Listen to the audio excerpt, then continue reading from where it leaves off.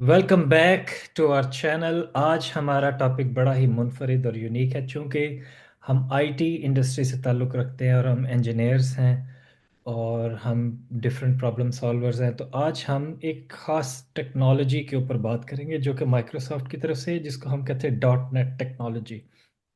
इसमें काफ़ी सारी चीज़ें आती। डॉट नेट कोर है, डॉट नेट फ्रेमवर्क है। तो तौसीफ़ इसमें काफ़ी एक्सपर्ट हैं काफ़ी अरसे से। हम उनसे सवाल पूछेंगे, उसका यूज़ केस पूछेंगे और उसकी अफादियत, नुकसानात वगैरह, जो भी उसके प्रोज़ एंड कॉन्स हैं वो हम डिस्कस करेंगे। तो मेरा पहला सवाल ये है कि थोड़ा सा तौसीफ इसका ओवरव्यू दीजिए, इसकी एवोल्यूशन का, ये कैसे इवॉल्व हुई, कहाँ से शुरू हुआ। जितना भी आप जाना चाहें पीछे, जितना भी आपको कंफर्टेबल है। तो बताइए, ये डॉट नेट या माइक्रोसॉफ्ट की ये जो टेक्नोलॉजी, ये क्या है हिस्ट्री में। Thank you for having me. अच्छा, पहली बात तो ये जो आपने एक्सपर्ट की बात की है ना, मेरा तो ये मानना है कि no one is an expert in anything. We are always learning. तो रॉजर फेडरर एक्सपर्ट नहीं था टेनिस में? नहीं, उसकी भी लर्निंग थी।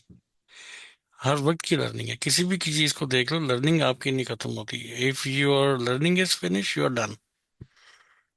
ठीक है। अ, चूंकि जाहिर है आप एक एक फील्ड में, एक ट्रेड में काम कर रहे हैं काफी अरसे से, तो आप you are use to of lot of things. तो हम बहुत सी चीजें वैसे भी नोट, हम कंसिडर ही नहीं करते उसको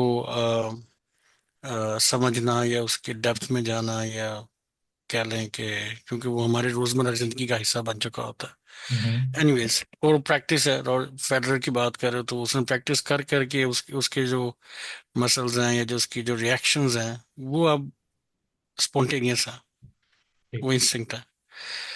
अच्छा, coming back to dot net. Dot net evolve basically, इसका जो उसको शुरू किया गया वो 2000 में शुरू किया था। उससे पहले आपको याद होगा VB6 थी और ASP थी।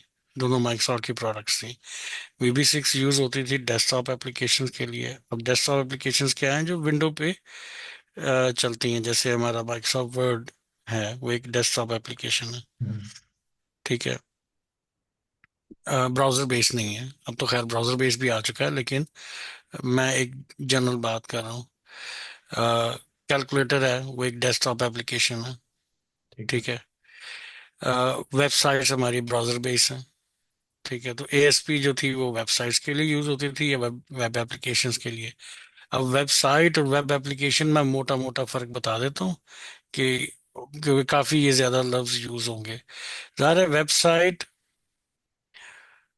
अच्छा मैं टेक्निकलिटी में नहीं जाऊंगा, मैं सिंपल सी बात करूंगा। वेबसाइट वो समझ लें जिसके ऊपर आपको टेक्स्ट नजर आता है, डेटा नजर आता है, पर कोई इंटरएक्टिविटी नहीं है। आपने स्कूल की जैसे वेबसाइट है, तो स्कूल की सारा टेक्स्ट वहां पे आ रहा है, स्टैटिक है। मींस कि आप उस पे कुछ कर नहीं सकते। आपने पढ़ा, इंफॉर्मेशन ली, नेविगेट किया पेजेस पे, लेट्स लेकिन लेट्स नॉट डाइग्रेस। हम ये हम एक्सपेक्ट करते हैं कि जो हमारे ये पॉडकास्ट को देख रहे हैं वो आईटी के प्रोग्रामर्स होंगे। हाँ चलो ठीक है। चूज करना। तो अच्छा, कमिंग बैक टू VB6 और ASP dot ASP classical, ASP 4.1 या 4.0, उसमें ये दो प्रोडक्ट्स थी पहले माइक्रोसॉफ्ट की, जो वेब और डेस्कटॉप्स के लिए यूज होती थी। ठीक है। डॉट नेट आया 2000 में। अब डॉट नेट के आने की वजह क्या थी? एक तो जावा उन दिनों में, अर्ली और लेट, इवन लेट 90s में जावा बहुत ज्यादा फेमस हो रही थी एज अ प्रोग्रामिंग लैंग्वेजेस और एज अ प्लेटफॉर्म। तो उसको चैलेंज करने के लिए या उसको compete करने के लिए, अब जावा उस जमाने में क्या थी, उसको कहा जाता था प्लेटफॉर्म इंडिपेंडेंट। वेरी कि गुड। जावा किसी प्लेटफॉर्म की मोहताज नहीं थी। तो माइक्रोसॉफ्ट के जो भी प्रोडक्ट थी वो प्लेटफॉर्म की मोहताज थी। ठीक है। वो प्लेटफॉर्म से क्या मुराद? मतलब विंडो, सिर्फ विंडो पे ही रन की ऑपरेटिंग। ऑपरेटिंग सिस्टम का। ठीक है। और फिर इसकी प्री रिक्विजिट्स भी लंबी चौड़ी होती थी, ठीक कि है। ये भी इंस्टॉल हो, ये भी इंस्टॉल हो, ये भी इंस्टॉल हो, तो फिर आपकी एप्लीकेशन चलेगी। ठीक है। तो अब माइक्रोसॉफ्ट ने उसको करने की कोशिश की डॉट नेट के थ्रू। डॉट नेट उन्होंने बनाया जिसको उन्होंने क्लेम किया कि ये प्लेटफॉर्म इंडिपेंडेंट है, जिसके अंदर उन्होंने मुख्तलिफ टेक्नोलॉजीज को ऐड किया, मुख्तलिफ मॉड्यूल्स को ऐड किया, सिक्योरिटी बेहतर की इसकी। उस जमाने में इसको कहा जाता था कि वेल मैनेज कोड। अब वेल मैनेज कोड क्या चीज़ है कि again I am going back to 90s के, जब एएसपी के अंदर क्या होता था कि हमने अगर एक टेबल ड्रॉ करना होता था, हमारा एचटीएमएल और एएसपी का कोड इकट्ठे ही चलता था। मोनोलिथ होता था, ठीक है। हाँ, एक ही जगह पे एक ही पेज में हम कोड लिख रहे हैं। डॉट नेट ने क्या किया, डॉट नेट ने कहा कि नहीं जी, अब जो एएसपी को उन्होंने डॉट नेट पे लेके गए तो उसको कह दिया एएसपी डॉट नेट। मैं उस पर जाऊंगा उसका स्ट्रक्चर क्या बनाया। मैनेज कोड के बारे में अगेन उसके अंदर ये किया उन्होंने कि उन्होंने कहा कि नहीं, आप फ्रंट जो एचटीएमएल है उसको सेपरेट रखो, ठीक है, और जो आपका जो एक्चुअल लॉजिक है, जो कोड है, उसको आप सेपरेट कर दो। जैसे VB6 में आपने क्या किया, आपने बटन एक ड्रैग ड्रॉप किया कैनवस के ऊपर, उसको डबल क्लिक किया तो वो एक अलग से फाइल ओपन करता था, हम्म। ठीक है, form1.vb। उसके जो behind the scene form behind जो कोड होता था, वो फॉर्म बिहाइंड जब उसको आप पब्लिश करते थे या इसको रिलीज उसकी बनाते थे तो आपका कोड ऑब्वियसली साथ नहीं जाता था, वो एक्जी में कन्वर्ट होके वो हम्म। उसको चलाया जाता था। मैनेज कोड के अंदर इन्होंने ये किया, इन्होंने कहा कि नहीं, अगर form1.aspx है जो कि एक ASP.NET की एक्सटेंशन है, उसके अंदर उन्होंने डिजाइनर फाइल अलग की और डॉट वीबी या डॉट सी एस को उन्होंने अलग कर दिया, C#, के लिए। तो उन्होंने कहा कि कोड अपना यहाँ पे लिखो, जो कंट्रोल्स हैं उनको आप फ्रंट एंड पे रखो, यानी कि ASPX पेज के अंदर रखो। तो उस तरह ये एक तरह का, ये इसको उन्होंने कह दिया ये वेल मैनेज कोड है जी, कि आपका HTML क्लाइंट का कोड और आपका जो आपकी जो एक्चुअल लॉजिक है, जो लैंग्वेज का कोड है, वो मिक्स नहीं हो रहे, पहले मिक्स होते थे। दूसरा ये कि इन्होंने HTML कंट्रोल्स की बजाय इन्होंने अपने सर्वर साइड कंट्रोल्स बनाए, जो कि रेंडर एज HTML ही होते थे, लेकिन वो basically server declare as a server side control होते थे, जो बाइंड किए जा सकते थे इजीली आपकी जो डेटा फेच होके आता था। सर्वर साइड कंट्रोल से क्या मुराद है, मतलब इनकी रेंडरिंग कहाँ होती है और क्या चीज़ है ये? रेंडर तो ब्राउजर पे ही होते हैं ना, लेकिन ये प्रोसेस पीछे होते हैं, सर्वर पे होते हैं। यानी यूं समझ ले, जब रिक्वेस्ट आपकी गई है क्लाइंट से, हम्म। ब्राउजर से जब रिक्वेस्ट गई है सर्वर को, तो ये कंट्रोल्स इनका जो प्रोसेस रेंडर जो भी इसे आप कहना चाहें, ये सारा सर्वर पे होता था। तो सर्वर पे काफी इसका लोड आता था एप्लीकेशंस का इनकी। हम्म। वहां से डेटा और इनको आपस में जो भी इनकी असाइनमेंट कह लें या उसको आप बाइंडिंग कह लें, वो करने के बाद उसको रेंडर किया जाता था ब्राउजर के ऊपर एज अ HTML कंट्रोल, ठीक है। ठीक है। तो ये इन्होंने इंट्रोड्यूस किया 2000 में, 1.0 जो वर्जन डॉट नेट का आया था। फिर फ्रॉम 1.0 टू 4.8 4.9 तक अब आ चुका हुआ है। और इसके अंदर ये पिछले 25 साल में ये अच्छी खासी इन्होंने एवोल्यूशंस किए हैं इसके अंदर। फिर एक कॉन्सेप्ट आया बेस लाइब्रेरीज का, क्लास लाइब्रेरीज का, वो भी डॉट नेट के अंदर शुरू में आया। तो जो बेसिकली डॉट नेट फ्रेमवर्क का जो पहला फीचर था, जो उसके अंदर जो कॉन्सेप्ट्स थे, जो उसके अंदर जो फीचर्स थे, वो एक तो CLR का उन्होंने दिया, कॉमन लैंग्वेज रन टाइम। अच्छा, नहीं, इन्होंने इससे डॉट नेट में इससे इससे पहले कि हम सीएलआर की तरफ बढ़ें, सर्वर साइड कंट्रोल से मतलब एक चीज़ क्लैरिफाई करवाना चाहूँगा मैं। इसका मतलब है कि अगर एक ड्रॉप डाउन है वो सर्वर साइड कंट्रोल है, तो अगर वो चेंज होता है, उसका ऑन चेंज इवेंट फायर होता है, तो वो सर्वर पे एक रिक्वेस्ट और जाती है। एक और जाती। तो ये तो बड़ा पुअर यूजर एक्सपीरियंस भी है, और सर्वर पे भी लोड पड़ता है, नहीं, ठीक। आप इसको कंपेयर इस वक्त आज के दौर के साथ ना ना करें। किस तौर इसको पे? कंपेयर इसको कंपेयर इसको उस दौर पे लेके जाएं, 2000 की मैं बात कर रहा हूँ। ठीक। 2000 में अच्छा इन्होंने एक और काम किया।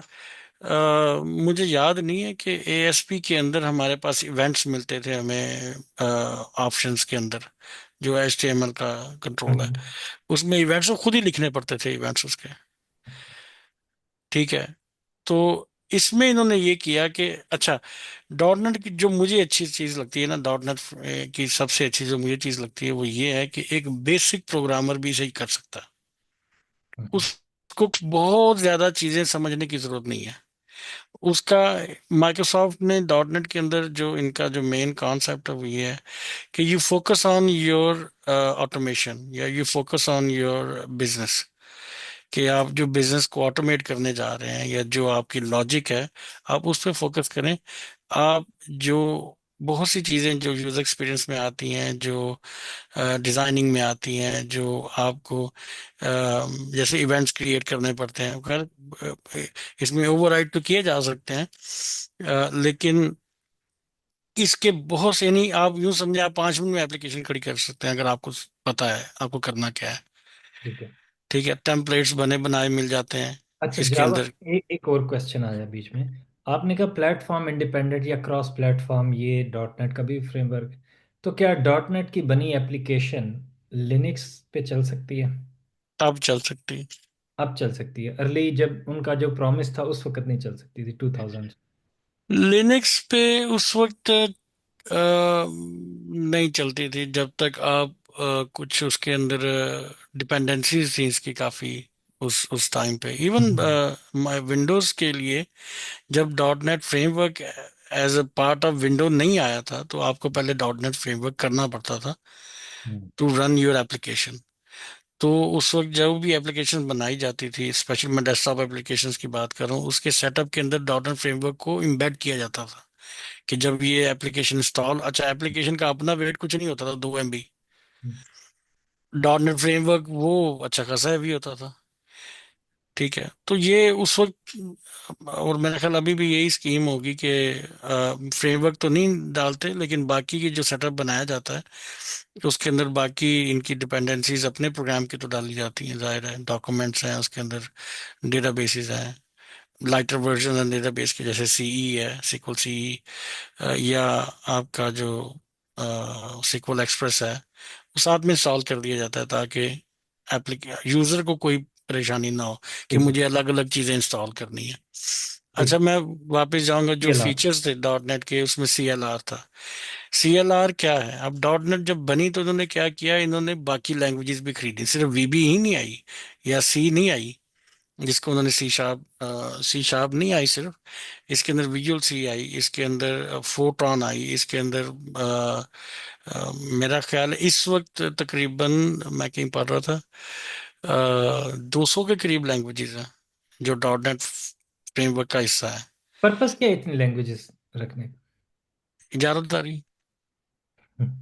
एक और, क्योंकि देखो, एक चीज है, एक बंदा VB में काम कर रहा है, आपको पता है इनके कोड का डिफरेंस का, VB हम्म। का और C प्लस। इन्होंने किया कि भाई हम ज्यादा से ज्यादा डेवलपर्स को कैप्चर करेंगे। आप फोटोन में काम कर रहे हैं, आप डॉट नेट पे क्यों आएगा अगर फोटोन सपोर्ट ही नहीं करती उसको, या फोटोन का कोई इसके अंदर लाइब्रेरीज मौजूद नहीं है। तो आपको फोटोन यूज करते करते डॉट नेट में जब आप आओगे तो आप नई लैंग्वेज VB6 या C# तो सीखने से रहे, या आप क्यों टाइम जाया करो उसके ऊपर। ठीक। तो ये भी एक था कि आप जितनी ज्यादा लैंग्वेजेस इस प्लेटफॉर्म पे ले आएंगे तो उतनी ही ज्यादा ऑडियंस आपकी, आप टारगेट ऑडियंस आपकी बढ़ जाएगी। ठीक है, तो CLR ने क्या किया कि इसने कहा किसी भी लैंग्वेज में कोड कोड करो, मैं उसे कन्वर्ट कर लूँ, मैं उसको कन्वर्ट एक ऐसी इंटरमीडिएट लैंग्वेज में कर जाऊंगा जो मशीन रीड अंडरस्टैंडेबल है। अब मशीन को किसको अंडरस्टैंड करती है? बेसिकली मशीन लैंग्वेज को करती है। हम्म। ठीक है, तो यहाँ पे CLR बेसिकली एक इंटरमीडिएट लैंग्वेज को मशीन के ऊपर ले जाता है। ठीक है। इसको आप यूं समझ लें कि एक और इसके अंदर CIL आया, कॉमन इंटरमीडिएट लैंग्वेज, हम्म। कि आपने फोटॉन में कोड किया है, मैंने C# में कोड किया है, एक और साहब ने VB पे कोड किया है, एक ने जो है वो पाइथन पे कोड किया है। तो हर एक का कोड वो CLI जो है, CIL जो है, वो उसको एक इंटरमीडिएट कोड में ले जाएगा। वो हम्म। इंटरमीडिएट इसलिए कहा जाता है कि वो मशीन कोड नहीं है, वो मशीन लैंग्वेज का नहीं है, वो दरमियान में। वो उससे दरमियान, उससे एक लेवल ऊपर का है। CLR उसको मशीन में कन्वर्ट कर देगा। तो अब ये देखो कि CLR के होने की वजह से ये प्लेटफॉर्म से निकल गई बात। कि प्लेटफॉर्म डिपेंडेंट है जी। क्योंकि जावा भी उस वक्त यही काम करता था कि वो मशीन लैंग्वेज में कन्वर्ट कर देता था कोड को, जो भी आपका जो प्रोग्राम है। तो उस लिहाज से उसको यानी उसको प्लेटफॉर्म इंडिपेंडेंट कह दिया गया, जो कि माइक्रोसॉफ्ट नहीं थी पहले। तो अच्छा, एक इसमें CLR का कॉन्सेप्ट, उससे पहले CIL का कॉन्सेप्ट आया जो इंटरमीडिएट लैंग्वेज थी। फिर इसके अंदर बेस क्लास लाइब्रेरीज आई। ये नहीं कि माइक्रोसॉफ्ट ने बेतहाशा लाइब्रेरीज बिल्ट इन कर दी। अच्छा, माइक्रोसॉफ्ट डॉट नेट में जावा में तो कोड नहीं कर सकते? नहीं, जावा के से सिमिलर लैंग्वेज है ना ये सी शार्प। अच्छा, मेरे दो तीन सवाल हैं इससे पहले कि हम डिटेल में जाएं। एक प्रोग्रामर है, उसको प्रोग्रामिंग आती है, उस वो क्यों सीखे? Why should one learn dot net? और अगर सीखे, इस सवाल के दो तीन हिस्से हैं, बड़े बड़ा इंपॉर्टेंट क्वेश्चन है। अगर वो सीखे तो किस तरह की, क्या बेस्ट अप्रोच है सीखने की? और कौन सी ऐसी डोमेन है डॉट नेट की, या कौन सी मुश्किल चीज़ है जो समझ आ जाए तो वो बेहतरीन है? और ये जो इतनी लैंग्वेजेस हैं, आई बिलीव कि विजुअल सी मेरे ख्याल गेम बनाने के लिए यूज़ होती होगी, C# बिजनेस एप्लीकेशंस के लिए, और बाकी भी। हम्म। उसके बारे में थोड़ी आप रोशनी डालें कि कौन सी लैंग्वेज किस एनवायरनमेंट के लिए आइडियल है। कौन सा ऐसा डोमेन है या एस्पेक्ट है डॉट नेट का या माइक्रोसॉफ्ट की टेक्नोलॉजीज के अंदर जिसके अंदर बंदा मैक्सिमम अर्निंग कर सकता है और डिमांड ज़्यादा? देखो, हिस्टोरिकली तो डॉट नेट में जो सबसे ज्यादा यूज हुई हैं लैंग्वेजेस वो VB और सी शार्प है। ठीक है। पाइथन इन्होंने मेरा ख्याल कुछ साल पहले ऐड किया है इसके अंदर। इसी तरह इन्होंने मशीन लर्निंग के एल्गोरिदम्स इसके अंदर ऐड किए हैं, ताकि जो लोग काम कर रहे हैं एल्गोरिदम यूजेज पे, या जो जैसे मैं अगर फर्ज करो कोई एक एप्लीकेशन बना रहा हूँ तो मुझे एल्गोरिदम इम्प्लीमेंट करना पड़ता है पाइथन में। ठीक है। या उसकी APIs बनानी है या कुछ भी करना है, उसको यूज करो डॉट नेट के अंदर। अगर मैं अब पहला सवाल जो आपने किया ना कि कोई क्यों सीखे डॉट नेट, अगर हम्म। किसी को एक लैंग्वेज आती है, तो वो देखो उसके दो तीन रीजंस हैं। वैसे तो जो बंदा जिसमें कंफर्टेबल है वो अपने कंफर्ट जोन से बाहर नहीं निकलता। ठीक है। जैसे आपकी और मेरी हमेशा इस बात पे बहस हुई है, मैं कंफर्टेबल डॉट नेट के साथ हूँ शुरू से ही हूँ। मैं इससे बाहर नहीं आ पाया, कंफर्ट जोन को नहीं ब्रेक कर पाया। ठीक है। एक तो ये रीजन है कि इंसान जिसमें कंफर्टेबल होता है वो जाहिर है उसी में लगा रहता है। जब आप ये डिसाइड करते हैं कि मुझे एक नई चीज सीखनी है, जो स्पेशली वो लोग जिनका काम, जैसे अब हम लोग उस लेवल पे आ चुके हुए हैं कि अब आपको लैंग्वेज इंडिपेंडेंट होना है। अब आप कहते हो कि नहीं यार, मैं देखूंगा कहाँ मेरी पॉलीग्लॉट। रिक्वायरमेंट। हाँ, मेरी जो मुझे जरूरत है। अब मुझे अगर फर्ज करो कि वेब एप्लीकेशन बनानी है तो मैं उसे कहूँगा अच्छा यार ठीक है, डॉट नेट कर लेते हैं। लेकिन जब मुझे मेरे मेरे लिए मैटर करेगा कि मेरा यूजर जो है वो सफर ना करे, हम्म। मुझे टॉप क्लास का यूजर एक्सपीरियंस चाहिए, तो मैं फिर बेहतर लैंग्वेज जो इस मामले में मशहूर लैंग्वेजेस मशहूर है, मैं उसकी तरफ चला जाऊंगा। जैसे नोड है, एंगुलर है। ठीक है। नोड तो खैर सर्वर के लिए है, तो उस पे तो चलो API। React, angular, view JS। हाँ, मतलब जो जो क्लाइंट साइड पे बेहतरीन काम करती हैं और REST APIs को यूज कर लेते हैं, तो आप अपना आर्किटेक्चर अकॉर्डिंगली चेंज कर लेते हैं। अम, इसी तरह जब हम डेटाबेसेस की बात कर रहे होते हैं तो आप माइक्रोसॉफ्ट की टेक्नोलॉजीज, क्योंकि SQL माइक्रोसॉफ्ट की टेक्नोलॉजीज, उसकी बेतहाशा लाइब्रेरीज मौजूद हैं इसके अंदर, that is best compatible with dot net frameworks. लेकिन इसका मतलब ये नहीं कि मोंगो DB इस पे काम नहीं करती। मोंगो DB भी करती है, ओरेकल भी करती है, सॉरी, NoSQL भी करती है। तो एक तो जवाब इसका हो गया कि कोई क्यों डॉट नेट सीखे। तो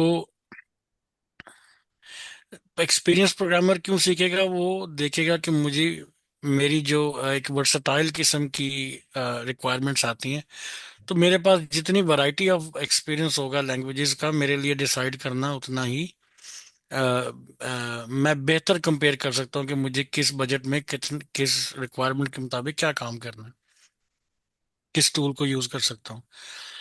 जो नए प्रोग्रामर्स हैं, अब नए प्रोग्रामर्स को मैं इसलिए डॉट नेट को best rate for new programmers करता हूँ क्योंकि आसान है सीखना।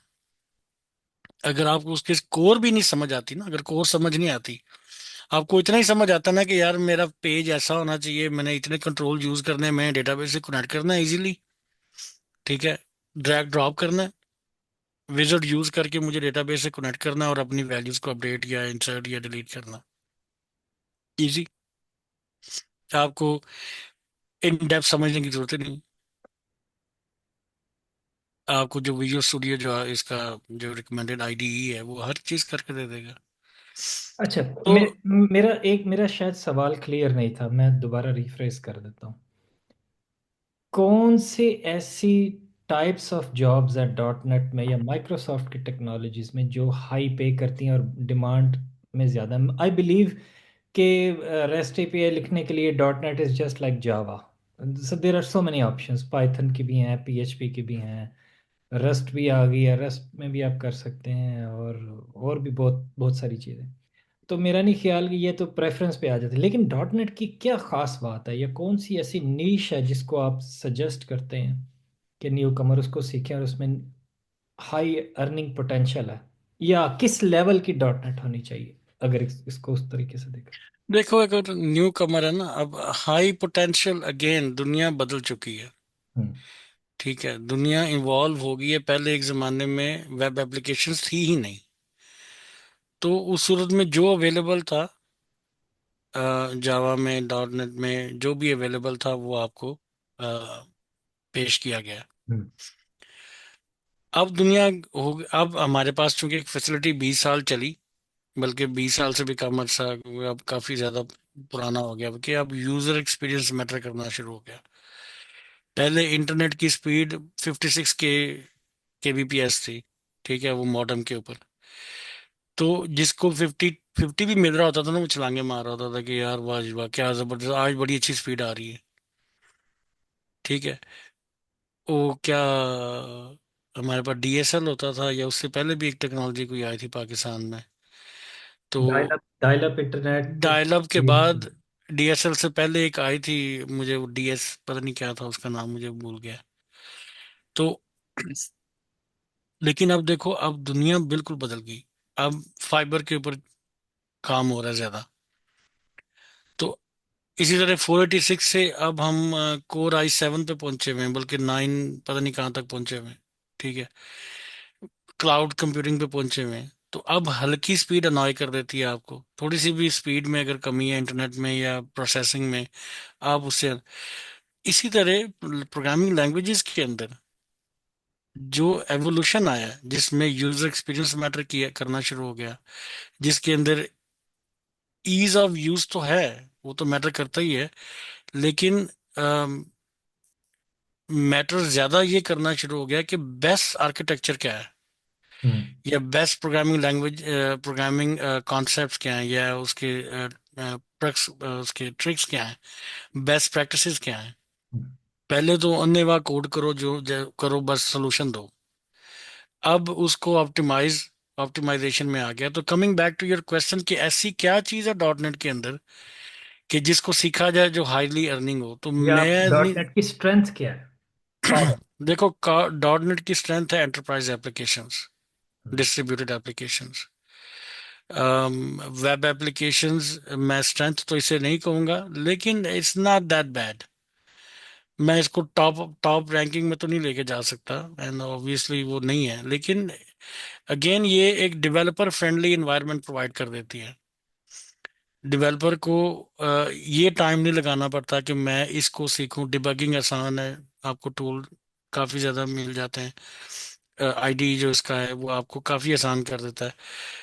अगर ये आप एक देखिए, नॉर्मल एप्लीकेशन बना रहे हैं, अगर नॉर्मल बना रहे हैं, मतलब अगर अब नॉर्मलिटी की तरफ जा रहे हो। मतलब अब एबनॉर्मल एप्लीकेशन कौन सी होती है? अब नॉर्मल एप्लीकेशन ये है कि जैसे आप वेब एप्लीकेशन के अंदर आप मुख्तलिफ एपीआईज को यूज़ कर रहे हैं, कंज्यूम कर रहे हैं, वो थर्ड एबनॉर्मल। पार्टी। एबनॉर्मल नहीं, मतलब उसमें ये है कि उस सारे कोड का कंट्रोल आपके पास नहीं है उसका। ठीक बट है। यू आर कॉलिंग तो that anyway, let's not go मैं देयर। उसको एबनॉर्मेलिटी इस लिहाज से नहीं कह रहा कि वो एबनॉर्मल को पागल है वो। मैं ये कह रहा हूँ कि एक चीज का कंट्रोल आपके बस में नहीं है। तो आपने लाइब्रेरीज यूज की हैं, उसका सोर्स कोड तो आपके पास नहीं है, यू कांट डिबग इट। अगर वहां से कोई एरर आ रहा है तो यू विल स्टक। लेकिन मोस्ट मैं normal business application, data driven applications की बात कर रहा हूँ। डेटा ड्रिवन एप्लीकेशंस जब आप बना रहे हैं तो आपके लिए डिबगिंग आसान है। फिर भी इसके अंदर अगर CLR कोई एरर थ्रो नहीं कर रहा, ठीक है, तो एक नॉर्मल आपके पास अगर कोई एरर आ रहा है और आप उसको डिबग करना चाह रहे हैं अच्छा, तो आसान है। बड़ा बड़ा बड़ी अच्छी बात आपने की, इससे मुझे दो और पॉइंट्स मिले कि आइडिएशन से प्रोडक्शन तक का सफर एक छोटी एप्लीकेशन में कितनी देर लगती है डॉट नेट। इंसेप्शन से प्रोडक्शन तक। हाँ, आईडिया आया, पीओसी बना, एमवीपी बना, उससे प्रोडक्शन तक जाने नहीं, में छोटी सी जैसे हमने टू इसी do application. To do application, to be honest, अगर आपको किसी को बताना नहीं है ना, जैसे अगर फर्ज करो कि हम समझ रहे हैं या मैं बात कर रहा हूँ उसके बारे में, तो एक सिंपल एप्लीकेशन मेरा नहीं ख्याल कि 15-20 मिनट से ज़्यादा लेगी, ये टू डू एप्लीकेशन। प्रोडक्शन तक जाने में। प्रोडक्शन तक जाने में नहीं, आपने डेवलप किया है, आपने उसका सारा रिजल्ट वगैरह देख लिया, प्रोडक्शन में जाहिर है फिर आपको उसको डिप्लॉय करना है। ठीक है, डिप्लॉयमेंट भी डॉट नेट की कोई मुश्किल नहीं है, अगर आपके पास IIS कॉन्फ़िगर्ड है एप्लीकेशन। मैं बल्कि डिप्लॉय करके जब मैं करूंगा ना इसको, मैं डिप्लॉय करके भी दिखा दूंगा आपको सब वेरी डोमेन के ऊपर। गुड, ठीक है, it's gonna be just a piece of cake. Very nice. ठीक है, इसलिए मैं इसको डेवलपर फ्रेंडली इसलिए कहता हूँ कि आपको ज्यादा अंदर CLR, CIL, BCL करने की जरूरत नहीं है आपको, अनलेस कि आप कोई ऐसी कोई एप्लीकेशन बना रहे हैं जिसने हार्डवेयर के साथ इंटरेक्ट करना है और उस उस उन कमांड्स को आपको कंट्रोल करना है। तो मतलब उसके 100 सिनेरियो हो सकते हैं कि आपको कहाँ जाके इतनी डेप्थ के नॉलेज की ज़रूरत है। एक आम डेवलपर के लिए इतना कुछ होना, उसको वो लैंग्वेज सीखे जिस लैंग्वेज में उसने काम करना है, उसके कंट्रोल स्ट्रक्चर सीखे, उसकी डेटा टाइप सीखे, उसमें बेस्ट प्रैक्टिसेस को समझ ले, जो एक प्रोग्रामिंग लैंग्वेज के अंदर होता है कि आपको ये इसके चीदा चीदा फीचर्स हैं और अच्छा, इस तरह एक कोड किया एक और जाता है। सवाल कि कनाडा में डॉट नेट की किस तरह की जॉब्स होती है, वो क्या प्रोफाइल होती है। एक ज़माने में यहाँ बल्कि पूरी दुनिया में ही WCF के जो सर्विसेज थी, अ, उनकी काफ़ी ज़्यादा डिमांड थी। WPF एक जो उन्होंने निकाला उसकी भी डिमांड थी। ये सी एफ ठीक पी है, एफ क्या चीज़ है। ये कॉमन, ये बेसिकली WCF तो सर्विसेज हैं, WPF जो है वो बेसिकली आया था UI एनहांस करने के लिए। अगर आपको एक बड़ी इसको हाई रेजोल्यूशन मैं कह रहा हूँ भाई, दो इमेजेस हैं, एक नॉर्मल है एक हाई रेजोल्यूशन इमेज है। ठीक है, इसका यूजर एक्सपीरियंस बेहतर है क्योंकि क्लैरिटी ज्यादा है, और एक नॉर्मल है जिसमें मुनासिब है।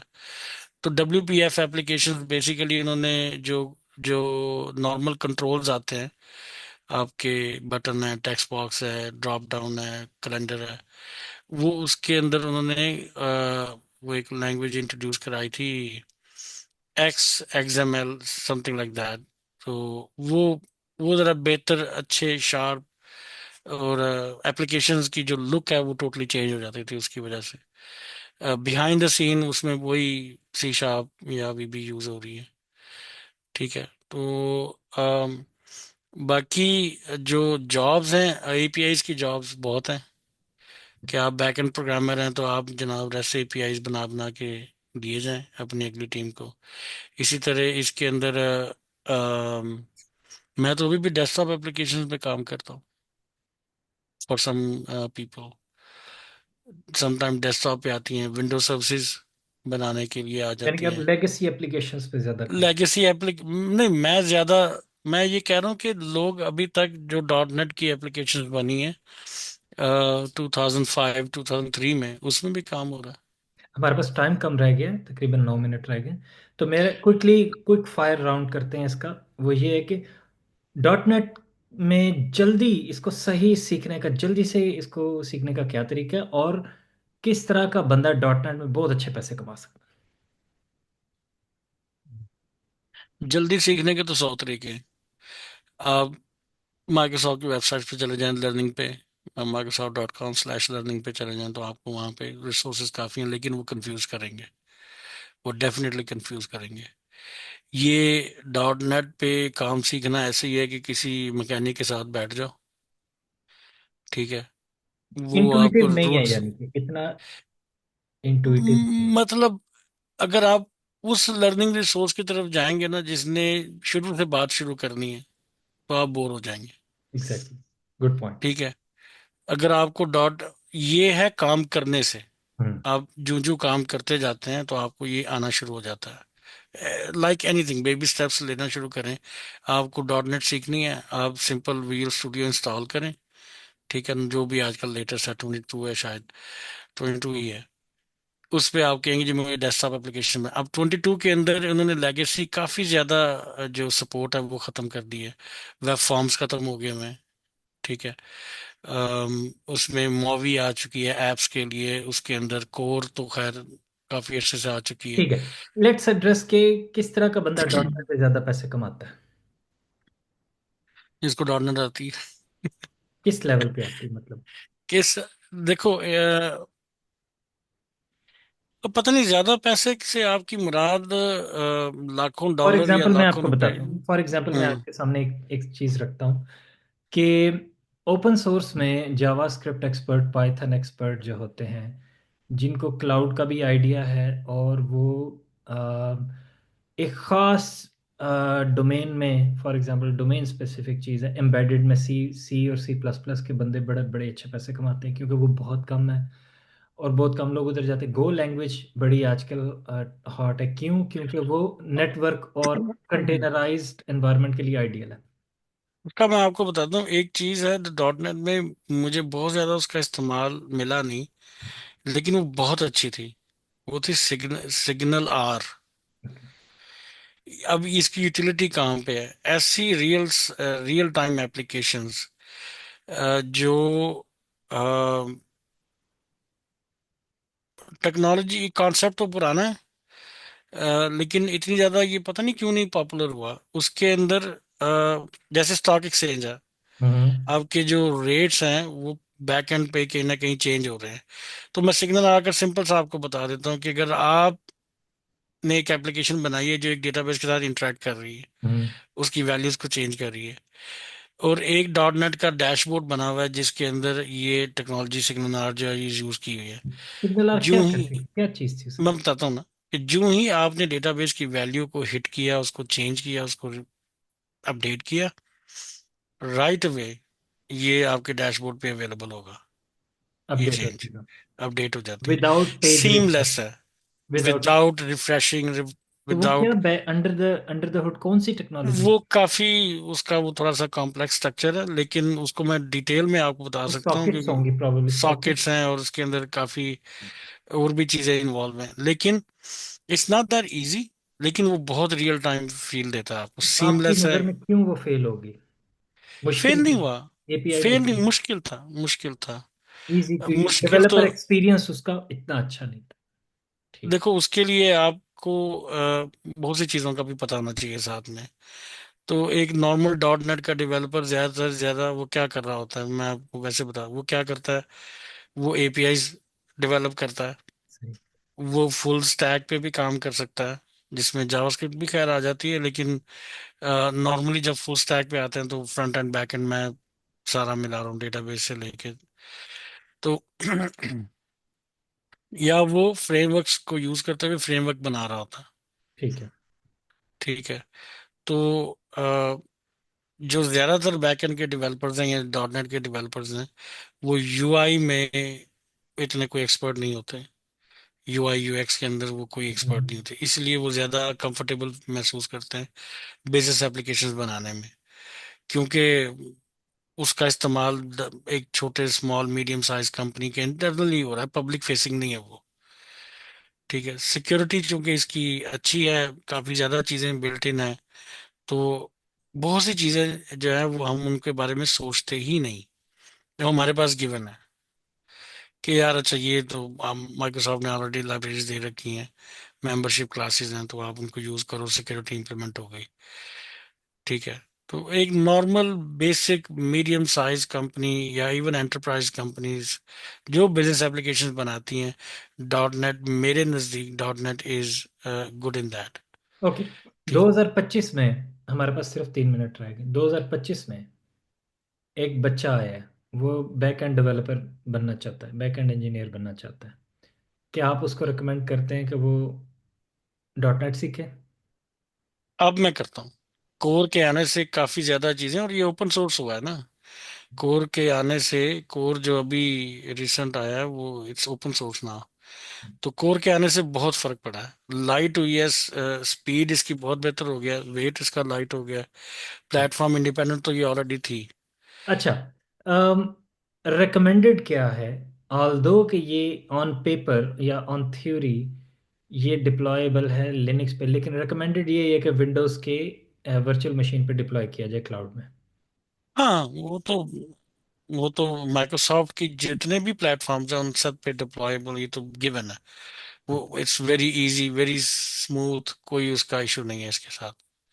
इसका मतलब है कि चूंकि माइक्रोसॉफ्ट का इकोसिस्टम बहुत रिच होता जा रहा है, गिटहब भी माइक्रोसॉफ्ट की है, एजर भी माइक्रोसॉफ्ट का एक क्लाउड प्लेटफॉर्म है, तो एक हाँ, natural out of alliance the बन बॉक्स इंटीग्रेशन। एक नेचुरल अलायंस बन जाता है सारी टेक्नोलॉजीज का। हम्म। अभी रिसेंटली हमने एक एप्लीकेशन लॉन्च की। एक जमाने में डॉट नेट, चूंकि विंडो बेस ही सारा काम होता था, एक ही एप्लीकेशन को एक ही बिल्ड के अंदर वो एंड्रॉयड पे भी चली, वो एप्पल पे भी चली, वो विंडो फोन्स के ऊपर भी चली, वो आपके वो कौन सा प्लेटफॉर्म है, विंडोज पे तो खैर वो थी ही। ठीक है, और वो हाइब्रिड ऐप है। ठीक ठीक है। है, तो इस ये एपिसोड को काफी, जल्दी से वाइंड अप करते हैं, हमारे पास सिर्फ हाँ, सेकंड रह गए। मैंने फिर वही कहा कि देखो, अगर किसी को काम करना है, काम इन अ वे के वो कहता है यार मैं इतनी डेप्थ में मुझे नहीं जाना, तो ये डेवलपर फ्रेंडली है उस हवाले से। आपको काफी ज्यादा चीजें विजुअली नजर आ रही होती हैं तो आप उसके मुताबिक उसको सेटल कर लेते हैं। वेर एज जो जो लेटेस्ट टेक्नोलॉजीज हैं, लैंग्वेजेस हैं, एंगुलर, नोड, रिएक्ट, ठीक है, ऑब्वियसली उनके अंदर भी ये मतलब फैसिलिटीज हमारा मौजूद हैं। डिस्कशन का क्रक्स ये निकला कि फ्रंट एंड एप्लीकेशन या यूजर इंटरेक्शन से एक्सपीरियंस के लिए डॉट नेट को ना यूज किया जाए, रेस्ट एपीआईज के लिए बेहतरीन। वो उसमें बेहतरीन है, बिजनेस एप्लीकेशंस के लिए बेहतरीन है जिसमें पब्लिक फेसिंग नहीं है आपकी। ठीक है, इस पॉडकास्ट को हम नेक्स्ट यहाँ पे ख़त्म करते हैं। नेक्स्ट हम इसकी एक प्रैक्टिकल एप्लीकेशन तो सीफ बनाकर चलाएंगे, तो फिर हम इसको उस पर अब फर्दर। वो मजे की इसलिए होगी कि जो मैंने क्लेम किया है ना कि वो 15-20 मिनट के अंदर आप एक छोटी सी एप्लीकेशन बना सकते हैं। ठीक है, तो लेट्स डू दैट, हमारे पास ठीक। टाइम बहुत ही कम रह गया। ओके।